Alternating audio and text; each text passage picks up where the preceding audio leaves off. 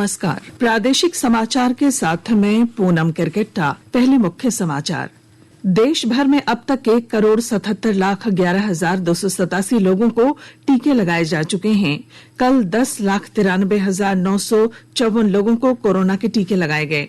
प्रधानमंत्री नरेंद्र मोदी आज CERAWeek global energy and environment leadership पुरस्कार प्राप्त करेंगे। मुख्यमंत्री हेमंत सोरेन ने चाईबासा में हुए हमले की निंदा करते हुए कहा कि वे रणनीति बनाकर नक्सलवाद को खत्म करेंगे और राज्य में विधायकों की अनुशंसा पर खोलेंगे धान क्रय केंद्र। सदन के अंदर मुख्यमंत्री ने की घोषणा। और अब समाचार विस्तार से। कोविड-19 महामारी के खिलाफ देश एकजुट होकर लड़ रहा है। आप भी हमारे साथ सुरक्षा और बचाव के 3 आसान एहतियाती उपायों का संकल्प लें। मास्क पहनें, 2 गज की दूरी है जरूरी, सुरक्षित दूरी बनाए रखें, हाथ और मुंह साफ रखें। देश में अब तक 1,77,00,000 से अधिक लोगों को कोविड के टीके लगाए जा चुके हैं। देशव्यापी टीकाकरण अभियान की शुरुआत 16 जनवरी को हुई थी और 2 फरवरी से अग्रिम पंक्ति के कर्मचारियों का टीकाकरण शुरू हुआ था। कोविड टीकाकरण के अगले चरण की शुरुआत 1 मार्च को हुई। इस चरण में 60 वर्ष से अधिक आयु और गंभीर बीमारियों से ग्रस्त 45 या इससे अधिक उम्र के लोगों को टीके लगाए जा रहे हैं। टीकाकरण अभियान के अंतर्गत अब तक कुल 1,77,11,287 लोगों को टीके लगाए गए हैं। कल 10,93,954 लोगों को टीके लगे। राज्य में पिछले कुछ दिनों में नए कोरोना संक्रमितों की संख्या में बढ़ोतरी देखी गई है। पिछले 24 घंटों के दौरान नए कोरोना संक्रमित मरीज मिले हैं और 47 मरीज स्वस्थ भी हुए हैं, जबकि रांची में 1 मरीज की मौत हुई। स्वास्थ्य विभाग की ओर से कल जारी बुलेटिन के अनुसार रांची से 31, पूर्वी सिंहभूम से 16, रामगढ़ से 4, देवघर और धनबाद से 2-2 और बोकारो, चतरा, गुमला, हजारीबाग, साहिबगंज और पश्चिमी सिंहभूम से 1-1 मरीज मिला है। इसके बाद राज्य में कुल कोरोना संक्रमितों की संख्या बढ़कर 1,20,129 हो गई है। इनमें 886 सक्रिय मामले हैं और अब तक 1,18,552 लोग ठीक भी हुए हैं। वहीं झारखंड में कोरोना की रिकवरी रेट 98.69% है। प्रधानमंत्री नरेंद्र मोदी आज CERAWeek global energy and environment leadership पुरस्कार प्राप्त करेंगे। वे वीडियो कॉन्फ्रेंसिंग के जरिए Cambridge energy research associate week 2021 के अवसर पर प्रमुख भाषण भी देंगे। सेरावीक की स्थापना 1983 में डॉक्टर डैनियल यर्गिन ने की थी। ये पुरस्कार 2016 में शुरू किया गया था। वैश्विक ऊर्जा और पर्यावरण के भविष्य के प्रति समर्पित नेतृत्व का सम्मान करने के लिए ये पुरस्कार दिया जाता है। सूचना और प्रसारण मंत्री प्रकाश जावड़ेकर ने कल ओवर द टॉप मीडिया सेवा OTT के प्रतिनिधियों के साथ बैठक कर नए OTT दिशा निर्देशों की विस्तार से उन्हें जानकारी दी। नई दिल्ली में इन प्रतिनिधियों को संबोधित करते हुए श्री जावड़ेकर ने कहा कि सरकार ने OTT उद्योग से जुड़े लोगों के साथ पहले भी कई दौर की बातचीत की और आत्म नियमन की आवश्यकता पर जोर दिया। दिशा निर्देशों के प्रावधानों की जानकारी देते हुए श्री जावड़ेकर ने कहा कि उन्होंने केवल कार्यक्रम से जुड़ी सूचनाएं देनी है और इसलिए मंत्रालय के साथ किसी भी तरह के पंजीकरण की आवश्यकता नहीं है। उन्होंने कहा कि इसके लिए एक आवेदन पत्र का प्रारूप जल्द तैयार किया जाएगा। साहिबगंज जिले में जल जीवन मिशन को सफल बनाने के लिए प्रशासन की ओर से वर्षा जल संरक्षण और संग्रहण जल के पुनर्चक्रण की जानकारी ग्रामीणों को दी जा रही है। विस्तृत ब्यौरे के साथ हमारे साहिबगंज संवाददाता। साहिबगंज जिले में जल जीवन मिशन से हर घर को नल से जल उपलब्ध कराने का प्रयास चल रहा है। इसके तहत ग्रामीण क्षेत्रों में एकल जलापूर्ति योजनाओं के क्रियान्वयन को लेकर पेयजल एवं स्वच्छता विभाग लोगों को जागरूक कर रहा है। जिले में जल जीवन मिशन से प्रत्येक परिवार के हर व्यक्ति को रोज 55 लीटर पानी उपलब्ध कराने के लिए गाँव में जल मीनार का निर्माण होगा। योजना को क्रियान्वित करने के लिए जिम्मेदारी जल सहिया स्वयं सहायता समूह की महिला दीदी, मुखिया और ग्राम प्रधान को सौंपी जाएगी। मिशन के उद्देश्य की जानकारी देने के लिए सिधोकानू सभागार में कार्यशाला का आयोजन किया गया, जिसमें जिले के प्राकृतिक जल स्रोतों के पुनर्निर्माण सहित रेन वाटर हार्वेस्टिंग के निर्माण पर जोर दिया गया। उपायुक्त रामनिवास यादव ने बताया कि जल जीवन मिशन को आंदोलन बनाकर सफल बनाना होगा। धनंजय मिश्र, आकाशवाणी समाचार, साहिबगंज। कोडरमा जिले में स्थानीय प्रशासन ने कल 3 बाल मजदूर और एक बंधुआ मजदूर को मुक्त कराया। उपायुक्त रमेश घोलप ने बच्चों के अभिभावकों के साथ बातचीत कर उनका भविष्य बेहतर बनाने के लिए उन्हें प्रोत्साहित किया। साथ ही मुक्त कराए गए बंधुआ मजदूर को 20,000 रूपये और बच्चों के बीच 89,791 रूपये की सहायता राशि वितरित की गई। उपायुक्त ने मुक्त कराए गए बच्चों को स्कूल में नामांकन कराने के लिए शिक्षा विभाग को निर्देश दिया। नगर निकाय प्रदर्शन के आधार पर रांची नगर निगम को देश भर में 39वां स्थान मिला है, लेकिन तकनीक का इस्तेमाल करने के मामले में 19वां स्थान हासिल किया। नागरिक सेवा के मामले में रांची नगर निगम 47वें स्थान पर है। वित्तीय स्थिति के मामले में यह 19वें स्थान पर, जबकि योजना बनाने के मामले में इसे 33वां स्थान मिला है। आकाशवाणी के ताजा तरीन समाचारों के लिए आप हमारी वेबसाइट newsonair.com पर लॉग ऑन कर सकते हैं। ताजा समाचार Twitter handle @AIR News Alerts और Facebook page all India radio news पर भी उपलब्ध हैं। आप प्रादेशिक समाचार एकांश के ट्विटर हैंडल @AIR News_Ranchi और Facebook page AIR news Ranchi के अलावा YouTube channel AIR news Ranchi पर भी हमारे बुलेटिन सुन सकते हैं। प्रादेशिक समाचार आप आकाशवाणी रांची से सुन रहे हैं और अब पेश हैं कोरोना से बचाव के कुछ संदेश।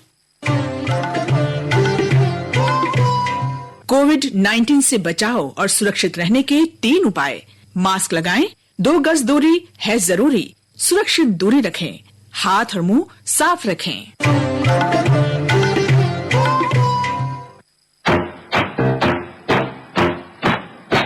चलो मिलकर एक शुरुआत करें, चलो एक फैसला आज करें, मास्क नहीं तो टोकेंगे, कोरोना को रोकेंगे, चलो एक वादा करते हैं, चलो एक वादा करते हैं, मास्क नहीं तो टोकेंगे, कोरोना को रोकेंगे।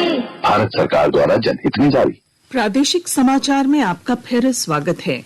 मुख्यमंत्री हेमंत सोरेन ने चाईबासा में हुए हमले की निंदा करते हुए कहा कि नक्सलियों ने हताशा के कारण इस घटना को अंजाम दिया है। नक्सलियों को जड़ से खत्म करने के लिए रणनीति बनाकर काम किया जाएगा। श्री सोरेन ने कल सिपाही देवेंद्र कुमार पंडित, सिपाही हरिद्वार साह और सिपाही किरण सोरेन को रांची में पुष्पांजलि अर्पित करने के साथ उन्हें श्रद्धांजलि दी। इन तीनों शहीद जवानों की पश्चिम सिंहभूम जिले में नक्सलियों के बिछाए आईईडी बम विस्फोट से मृत्यु हुई थी। मुख्यमंत्री ने शहीदों के परिजनों से मुलाकात भी की। उन्होंने पुलिस महानिदेशक और दूसरे पुलिस अधिकारियों से इसकी समूची जानकारी ली। इस मौके पर मुख्य सचिव सुखदेव सिंह, मुख्यमंत्री के प्रधान सचिव, गृह विभाग के प्रधान सचिव राजीव अरुण एक्का और पुलिस महानिदेशक नीरज सिन्हा ने भी शहीदों को श्रद्धांजलि अर्पित की। मुख्यमंत्री हेमंत सोरेन ने राज्य के सभी जिलों के उपायुक्तों को धान क्रय केंद्र खोलने का निर्देश दिया है। गुरुवार को सदन में मुख्यमंत्री ने कहा कि विधायकों की अनुशंसा पर उपायुक्त को धान क्रय केंद्र खोलने का निर्देश दिया जा रहा है। झामुमो विधायक दीपक बिरुआ ने तारांकित प्रश्न के माध्यम से पूछा था कि राज्य के सभी पंचायत स्तर पर धान क्रय केंद्र खोलने का क्या प्रावधान है। इस पर खाद्य आपूर्ति मंत्री रामेश्वर उरांव का कहना था कि प्रखंड स्तर पर यह केंद्र खोला गया है, जरूरत पड़ने पर और भी क्रय केंद्र खोले जा रहे हैं। मंत्री के जवाब के बाद मुख्यमंत्री ने सदन में उपायुक्तों को अपने स्तर पर यह निर्देश दिया। विधानसभा में कल मुख्यमंत्री हेमंत सोरेन ने कहा कि एससी, एसटी और ओबीसी छात्रों को दी जा रही छात्रवृत्ति बढ़ाने पर कोर्ट के निर्णय के अनुसार सरकार फैसला करेगी।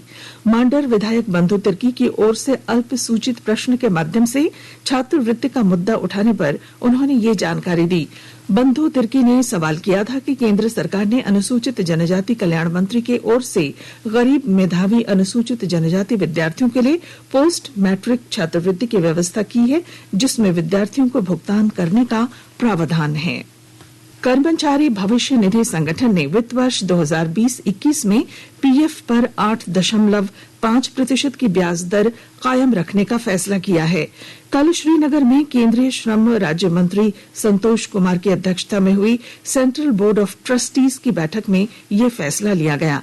ईपीएफओ में 5 करोड़ से ज्यादा सदस्यों को पीएफ की राशि पर इस दर से ब्याज मिलेगा। श्रम मंत्रालय ने कहा, चालू वित्त वर्ष में ईपीएफओ ने इक्विटी में अपना निवेश बाहर निकालने का फैसला किया है। डेट इन्वेस्टमेंट से मिले ब्याज और इक्विटी निवेश को बेचने से मिले फंड से ही ऊंची दर पर ब्याज देना संभव हो सका है। सिमडेगा के हजारीबेड़ा गांव में उपायुक्त की उपस्थिति में ग्रामीणों ने जल संरक्षण करने के लिए श्रमदान कर बोरी बांध का निर्माण किया। विस्तृत ब्यौरे के साथ हमारे सिमडेगा संवाददाता।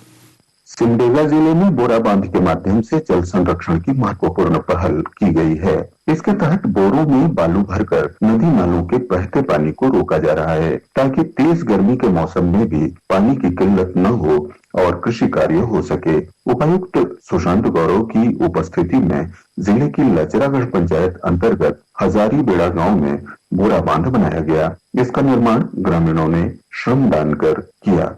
इस अवसर पर आयोजित कार्यक्रम में उपायुक्त ने कहा कि श्रम शक्ति को जल शक्ति से जोड़कर यह बांध बनाया गया है। इससे लोगों को काफी लाभ मिलेगा। बड़े बांध के निर्माण में करोड़ों रुपए खर्च होते हैं, जबकि बोरा बांध का निर्माण बहुत कम लागत में हो जाता है। मनोज कुमार सिन्हा, मनु, आकाशवाणी समाचार, सिमडेगा।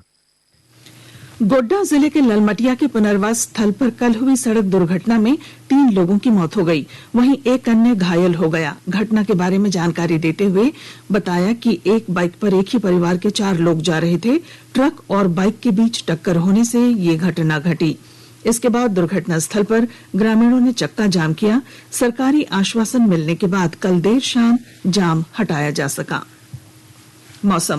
मौसम विभाग के पूर्वानुमान के अनुसार अगले 2 दिनों में दिन और रात के तापमान में 2 से 4 डिग्री सेल्सियस की बढ़ोतरी होगी। और अब अखबारों की सुर्खियां। राज्य के लगभग सभी अखबारों ने कल पश्चिमी सिंहभूम जिले के टोकलो थाना क्षेत्र के लांजी जंगल में हुए नक्सली हमले में शहीद 3 जवान की खबर को प्रमुखता से प्रकाशित किया है। प्रभात खबर ने नक्सलियों द्वारा किए गए आईईडी विस्फोट की खबर को लीड बनाई है। दैनिक हिंदुस्तान ने भी इसे अपनी सुर्खी बनाई है।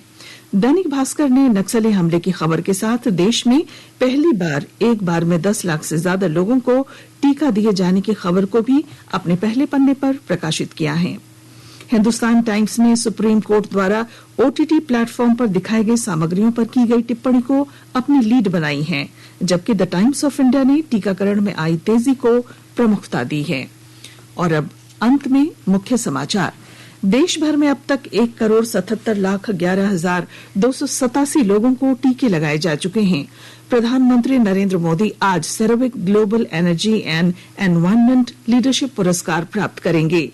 मुख्यमंत्री हेमंत सोरेन ने चाईबासा में हुए हमले की निंदा करते हुए कहा कि रणनीति बनाकर नक्सलवाद को खत्म किया जाएगा और राज्य में विधायकों की अनुशंसा पर खुलेंगे धान क्रय केंद्र। सदन के अंदर मुख्यमंत्री ने की ये घोषणा। और इसके साथ ही आकाशवाणी रांची से प्रादेशिक समाचार का ये बुलेटिन समाप्त हुआ। नमस्कार। घर में रहिए, सुरक्षित रहिए और सुनते रहिए आकाशवाणी।